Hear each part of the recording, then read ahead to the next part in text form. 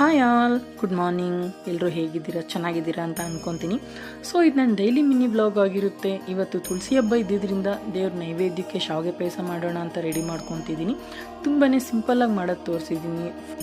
So ಈ recipe full video ನಾನು YouTube ಚಾನಲಲ್ಲಿ ಹಾಕಿದ್ದೀನಿ. ಲಿಂಕ್ ನಾನು ಇನ್ಸ್ಟಾಗ್ರಾಮ್ ಬಯೋ ಅಲ್ಲಿ ಹಾಕಿದ್ದೀನಿ. ಸೊ ಯಾರಾದರೂ ಇನ್ನೂ ಸಬ್ಸ್ಕ್ರೈಬ್ ಆಗಿಲ್ಲ ಅಂದರೆ ಸಬ್ಸ್ಕ್ರೈಬ್ ಮಾಡ್ಕೊಳ್ಳಿ. ಬೆಲ್ಲೈಕನ್ ಮೇಲೆ ಕ್ಲಿಕ್ ಮಾಡಿ, ನನ್ನ ಹೊಸ ವೀಡಿಯೋಸ್ ನೋಟಿಫಿಕೇಷನ್ ನಿಮಗೆ ಬರುತ್ತೆ.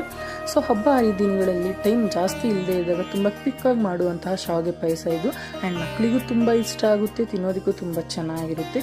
ಸೊ ಹೇಗೆ ಮಾಡೋದು, ಏನೇನು ಇಂಗ್ರೀಡಿಯೆಂಟ್ಸ್ ಯೂಸ್ ಮಾಡ್ತೀವಿ ಅಂತ ಎಲ್ಲ ನಾನು ನೀಟಾಗಿ ಸ್ಟೆಪ್ ಬೈ ಸ್ಟೆಪ್ ಇನ್ಫಾರ್ಮೇಟಿವ್ ವಿಡಿಯೋನ ಯೂಟ್ಯೂಬಲ್ಲಿ ಹಾಕಿದ್ದೀನಿ, ಚೆಕ್ ಮಾಡಿ. ತುಂಬಾ ಚೆನ್ನಾಗಿತ್ತು, ತುಂಬ ರುಚಿಯಾಗಿತ್ತು. ನನ್ನ ಹಸ್ಬೆಂಡ್ಗೂ ಸಹ ತುಂಬ ಇಷ್ಟ ಆಯಿತು.